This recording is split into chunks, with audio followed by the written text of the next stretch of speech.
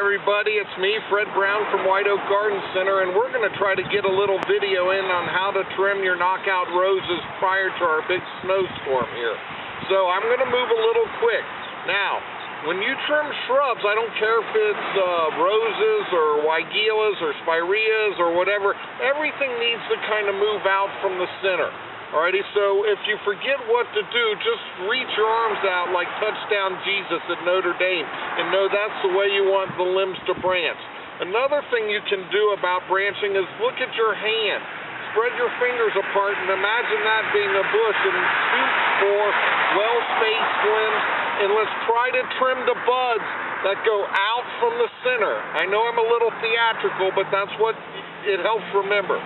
Now we're going to get into the nuts and bolts of this. We like our roses to be around 3 foot high come July, so I'm going to trim them down to about a foot. Alrighty, I'm going to take it down rather quickly and then fine tune it after I'm done. I'm making sure I'm trimming the buds that go out. I don't want a lot of limbs crisscrossing each other either.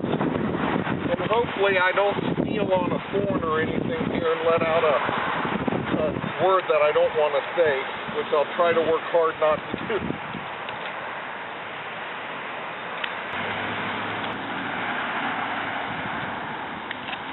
I'm also taking out stuff that kind of crisscrosses through the center because that just overcrowds the plant and could cause you to have some disease issues. So while we got this plant without any leaves on it, it's real easy to make the cuts to thin it out.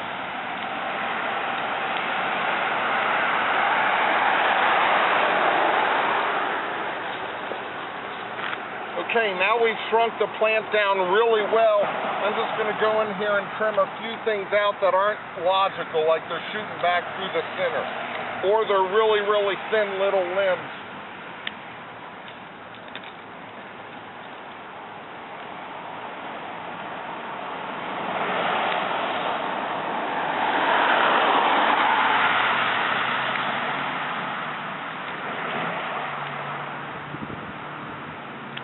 I'm just going back through and cutting the buds that point outward.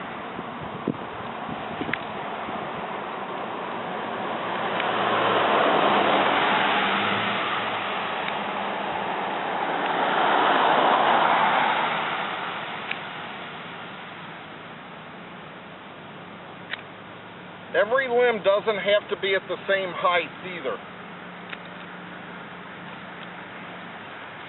Here's two limbs doing the same thing, so we'll take that little one out. Look for dead wood. Here's a hunk of dead wood we'll cut out. Try to get down underneath it. Here's another piece of dead wood right here we can cut out.